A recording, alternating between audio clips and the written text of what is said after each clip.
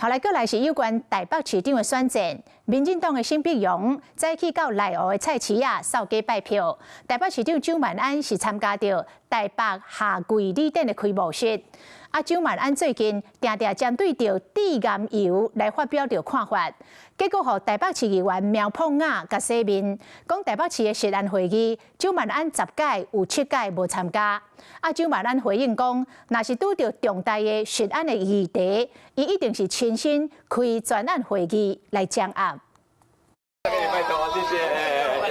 手，請大家人鬥支持。民進黨台北市長參選人沈碧榮一透早來到內湖西湖市場行打，那對手現任市長蔣萬安是出席夏季禮典的開幕。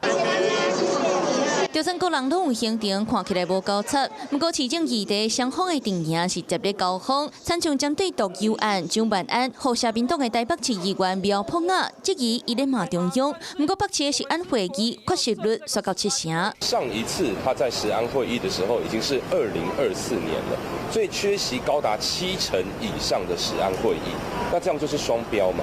不斷的跟別人講說必須要開會，結果呢，在台北市面臨食安問題的時候，自己卻不參與會議。針對重大的食安議題，我一定是親自召開專案會議來掌握而且督導。我呼籲所有的民眾、所有的人民站上街頭，大聲的訴求。延續前一天議會高峰，民進黨台北市議員簡舒培為了立候選經費開始，就甲蔣萬安冤甲袂煞。蔣萬安更加稱呼簡舒培是提資料的伏地魔。他笑得開心，但是市府基層公務人員心在淌血，情何以堪？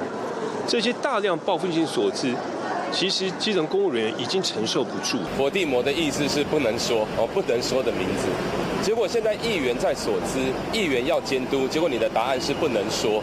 這個也未免太傲慢了一點。雖然蔣萬安有真濟議題，不過伊的選戰主題原來是強調專注市政，利空利率首都市長選戰，市政的攻防點是愈來愈多。